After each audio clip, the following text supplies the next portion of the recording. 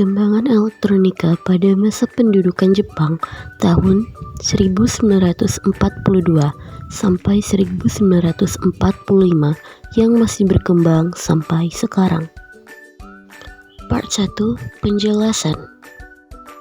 Pada masa pendudukan Jepang di Indonesia, perkembangan teknologi elektronik sangat terbatas dan fokus utamanya adalah mendukung kepentingan militer dan propaganda perang Jepang.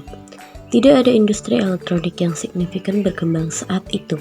Meskipun demikian, salah satu peninggalan tidak langsung berhubungan dan masih eksis hingga kini adalah industri radio dan penggunaan teknologi dan penyebaran informasi. Rincian data terkait 1. Fokus militer dan eksploitasi. 2. Teknologi elektronik yang digunakan. 3. Peninggalan yang masih berkembang sampai sekarang. Part 2. Fokus militer dan eksploitasi. Tujuan utama Jepang datang ke Indonesia adalah untuk mengeksploitasi sumber daya alam dan manusia, serta menjadikannya basis pertahanan perang. Oleh karena itu, segala bentuk teknologi, termasuk elektronik, dikontrol ketat untuk kepentingan perang. Part 3. Teknologi elektronik yang digunakan. Satu-satunya teknologi elektronik yang digunakan secara luas pada saat itu ialah radio. Radio digunakan Jepang pada saat itu sebagai alat propaganda dan kontrol informasi. Siaran radio dari luar negeri dilarang dan seluruh saluran radio di Indonesia dikendalikan oleh Jepang. Part 4. Peninggalan yang berkembang sampai sekarang. 1. Industri radio dan penyiaran.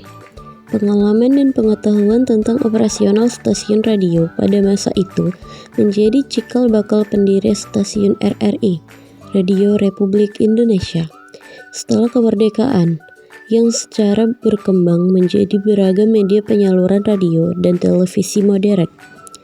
2. Pengaruh perusahaan elektronik Jepang. Meskipun tidak ada industri elektronik di Indonesia pada masa pendudukan, invasi pasar produk elektronik Jepang pasca kemerdekaan menunjukkan koneksi historis dan dominasi merek Jepang yang bertahan hingga sekarang. 3. Pendidikan dan pelatihan teknik.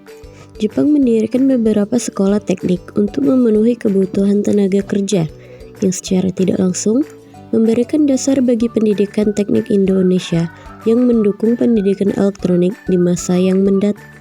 Part 5. Kesimpulan.